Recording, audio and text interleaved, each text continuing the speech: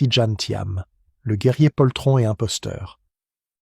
Souvenez-vous de cette vidéo. Et donc mon refus de coopérer avec les tenants de la violence. La fin ne justifie pas les moyens. Tous les moyens ne sont pas bons pour arriver au pouvoir. Et moi, je refuse de pactiser avec ceux qui ont recours à la violence. On me dit non, mais il faut faire un deal avec eux. Et puis après, mais c'est de la théorie du serpent dans le pantalon. Une fois que tu as mis le serpent dans ton pantalon, c'est pas toujours facile de l'en sortir. Donc non, il faut faire alliance et puis après tu vas te débrouiller. Non, il vaut mieux ne pas mettre le serpent dans son pantalon. Je ne sais pas comment on sort un serpent d'un pantalon, je n'ai jamais essayé. Et je n'ai pas l'intention d'essayer. Je laisse ça à d'autres. Moi, je ne suis pas assez habile.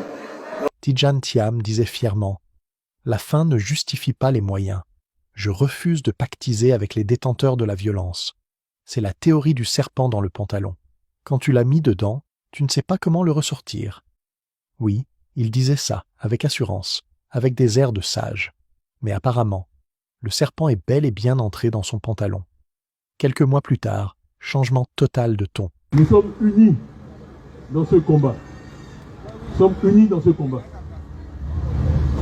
Rien n'est plus important que la semaine qui vient.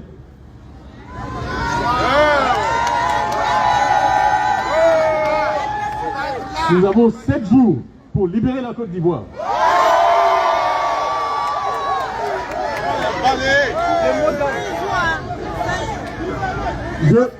Dieu a créé le monde en 7 jours. Nous pouvons libérer la Côte d'Ivoire en 7 jours.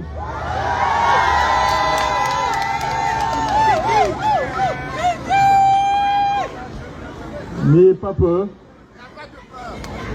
Ah bon, lui, le grand courageux qui dit « N'ayez pas peur ». Mais c'est le premier à avoir fui.